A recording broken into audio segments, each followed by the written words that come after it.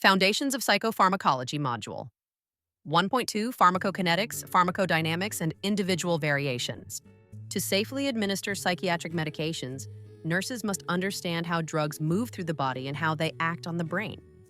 Pharmacokinetics describes how the body processes medication through absorption, distribution, metabolism, and excretion. The route of administration affects how quickly and consistently a drug works. Oral medications are affected by first-pass metabolism, while injectable and long-acting formulations provide more stable blood levels.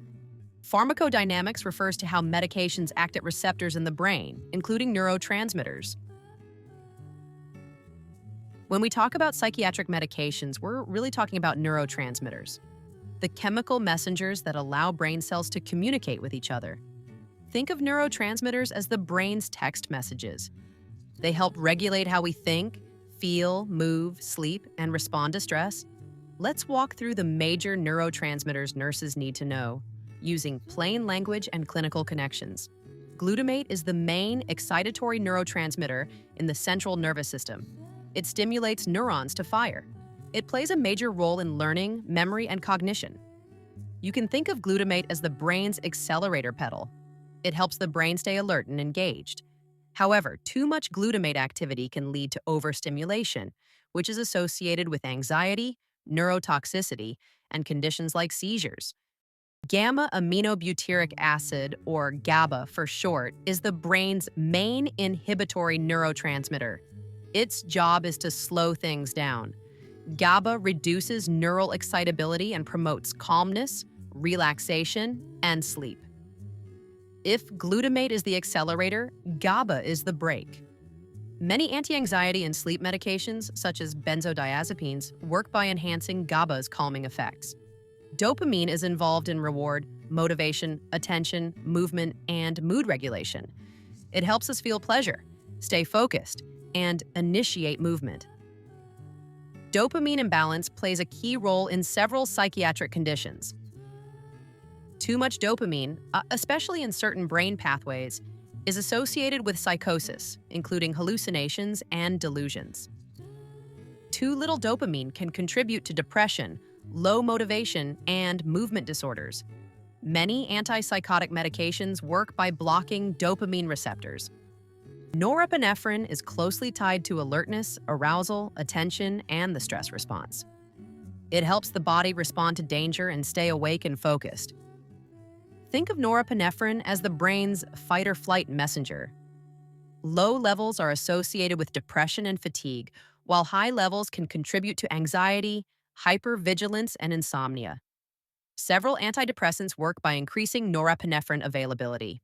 Serotonin affects mood, sleep, appetite, pain perception, and sexual function.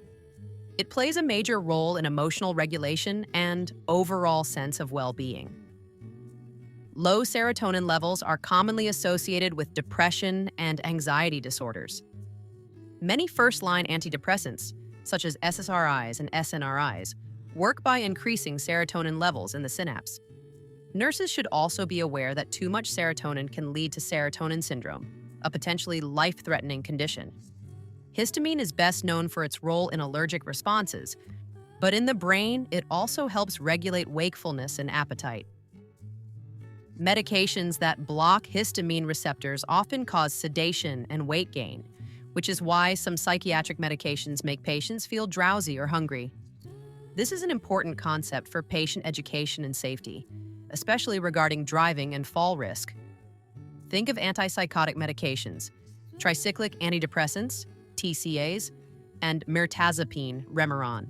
Medication effects vary based on age, liver and kidney function, chronic illness, other medications, and overall health status. These factors influence dosing and monitoring decisions. Pharmacogenetics studies how genes influence medication response and may help guide medication selection and dosing.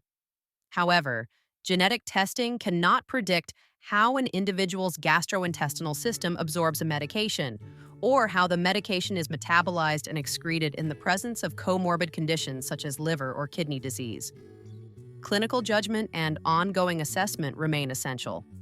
Psychiatric medications don't fix the brain, they adjust neurotransmitter activity.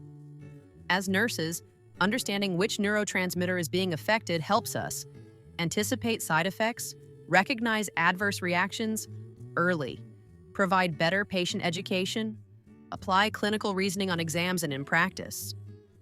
Nurses play a critical role in recognizing individual differences, monitoring medication response, and advocating for safe, personalized treatment.